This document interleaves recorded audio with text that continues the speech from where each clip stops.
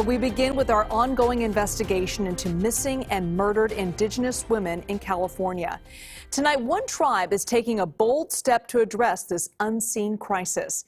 In 2021, the Yurok Tribe issued an emergency declaration after 5 women went missing on tribal land in the span of 18 months. The goal? To build the first database for missing Indigenous women and regain sovereignty in investigating these cases. They're also building a new justice system, which is showing some success. Here's one man's story. They helped me change my life in so many ways. His name is Lawrence Orcutt. Well, I used to be, to say it bluntly, a criminal. With a long rap sheet that includes drugs, domestic violence, and DUIs. So when Orcutt got arrested again, he was on the cusp of losing everything. Then he got a dose of tribal justice. They fought for me. And if they didn't, I would have ended up in prison again. Okay, we'll hear the case again in 2 weeks. Welcome to the Yurok Wellness Court. I'm glad that you guys, were able to get her into treatment. The court uses a holistic approach that draws upon Yurok teachings, activities, and rituals. The goal? To provide a path to mental, physical, and spiritual healing. Did you connect to that in that way when you were here in this wellness court? There is a lot more traditional aspects to it. It's not, we're going to get you in trouble or put you in jail if you mess up. It's more like, let me help you. And that's huge to me. The program was created by this woman, Yurok Tribal Chief Judge Abby Abenanti. As to why a different approach was needed?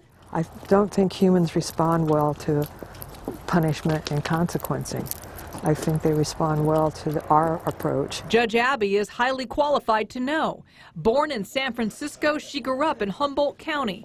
Female tribal leaders insisted she become an attorney. That's the first lesson. You cannot win an argument with 3 old Indian ladies. So I went to law school. Abenanti became California's first Native American female lawyer. She spent 20 years as a commissioner for the San Francisco Superior Court. When she returned home, she saw a community overburdened with domestic violence, substance abuse, and mental illness. So all that behavior came from somewhere.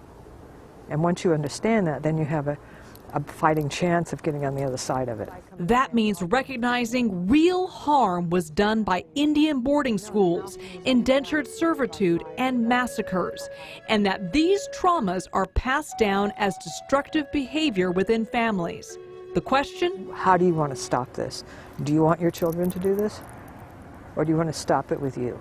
Many believe this history plays a role in the crisis of the murdered and missing Indigenous women. I think that people who don't interact with tribal sovereign nations and tribal governments frequently don't really understand how they're treated differently under the law. Rosemary Deck is prosecutor for the Yurok Tribe.